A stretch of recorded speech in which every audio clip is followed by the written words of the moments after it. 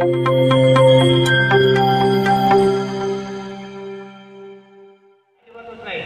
मग आपला एक माणूस मीटिंग मध्ये बोलला गेला की मी इथं सभेला आलोय का माहितीला आलोय असं मला काही कळत नाही तिथं. म्हणजे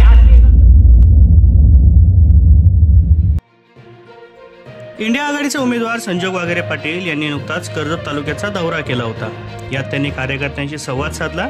याच प्रसंगी कशेळ येथे देखील संवाद दौरा झाला होता.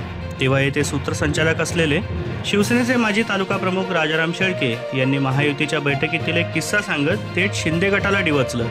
मात्र या किस्स्याने मंचावर एकच हशा पिकला. पाहुयात काय म्हणाले आहेत राजाराम शेळके. आता त्या दिवशी आपली पहिली एक मीटिंग झाली फेजनलीवरती त्या फार्म हाऊसला. तर त्या मीटिंगमध्ये मला वाटतंय परवा का काहीतरी काँग्रेसची राष्ट्रवादी आपल्याची विरोधी पक्षाची बोलायला लागलं. कोणाची त्यांचं नाव नाही घ्यायचं. आपल्या विरोधी पक्षाची मीटिंग झाली.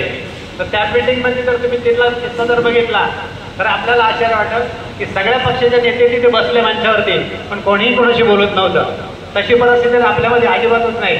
आणि मग आपला एक माणूस मीटिंग मध्ये बोलला गेला की मी इथं सभेला आलोय का माहितीला आलोय असं मला काही कळत नाही तिथं. म्हणजे अशी एकंदरीत तिकडे त्यांची अवस्था झाली होती.